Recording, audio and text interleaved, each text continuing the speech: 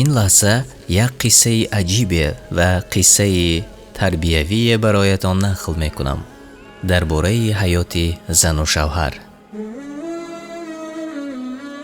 баъди оне ки шайх рақиб бо ҳамсараш бори аввал ҷудоӣ эълон кард, чунин гуфт: ба хонаи падару модарат рав. зан дар ҷавоб гуфт: ман ҳеҷ гоҳ ба хонаи онҳо намеравам ва аз ин хона ҳеҷ гоҳ зинда намебароям. шайх гуфт: ман туро ҷавоб додам, ту дигар бароям лозим нестӣ, аз хонаи ман бирав.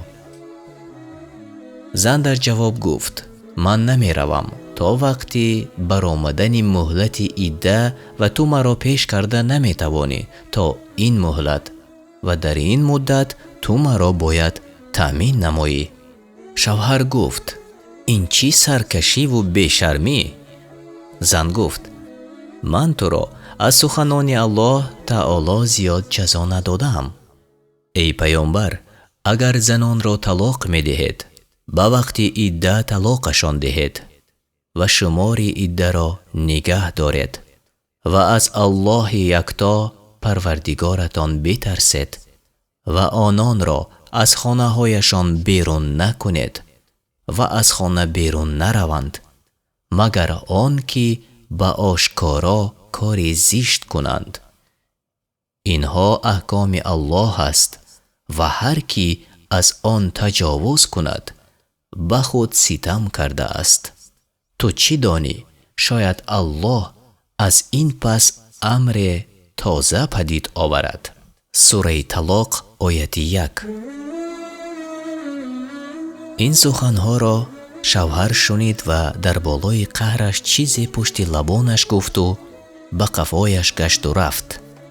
зан табассум карду гӯё чизе нашуда бошад бо корҳои муқаррарияш машғул шуд. аммо ҳар рӯз хонаҳоро хушбӯй карда, худашро низ зебу зиннат дода, ҳар рӯз вақти баромадан ва ё даромадани шавҳараш ба хона дар сари роҳи вай менишаст. шайх рақиб ин гуна ҳолатро беш аз 5 рӯз тоқат накарда, хост ба назди зан баргардад. вале дар яке аз ин рӯзҳо зан барои наҳорӣ тайёр кардан дер мекунад. дар ҷавоб шайх бо ғазаб чунин мегӯяд: ин бемасъулиятии ту дар назди ман аст ва ин рафторат рафтори зани муъмин нест. зан гуфт: дар бародарони муъмини худ 70 сабабҳои хубе ҷоед. фикри нек дар бораи одам аз беҳтарин сифат аст ки оромии рӯҳӣ ва покии дини муъмин. касе ки дар бораи одамон нек мепиндорад, муҳаббати онҳоро ба худ мегирад. шавҳар гуфт: ин суҳбат хатогиро ислоҳ намекунад. оё ту мехоҳӣ ки ман бе хӯрдани наҳорӣ аз хона равам? зан гуфт: шахсе ки исломро қабул кард, муваффақ шуд ва аз неъмати Аллоҳ шукргузоронанд. шавҳар гуфт: ман чизе намехӯрам. ҳамсараш илова кард: бароят дарс нашуд. аммо шавҳар ба суханон аҳамият надоду бо ғазаб аз хона баромада рафт. ҳатто вақте ки аз кор меомад, бо занаш гап намезад. шабона бошад, аз ҳамсараш ҷудо дар рӯи замин хоб рафт. ҳамин гуна 10 шабу 10 рӯз давом дод. зан бошад, чун ҳамешагӣ ба корҳои муқаррарӣ машғул шуд, хӯрокҳои хуб тайёр мекард.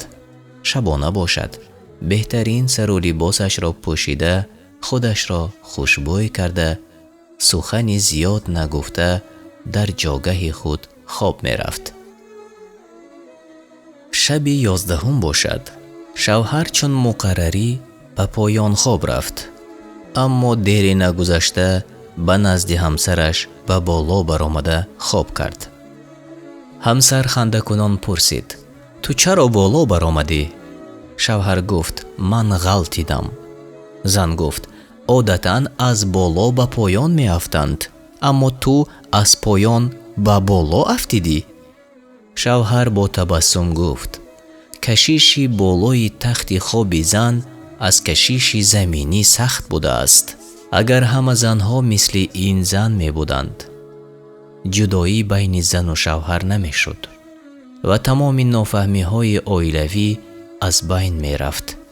الله سبحانه و تعالی ایمان کامل برای همه ما عطا کند و عائله ها را از جداشوی نگه دارد.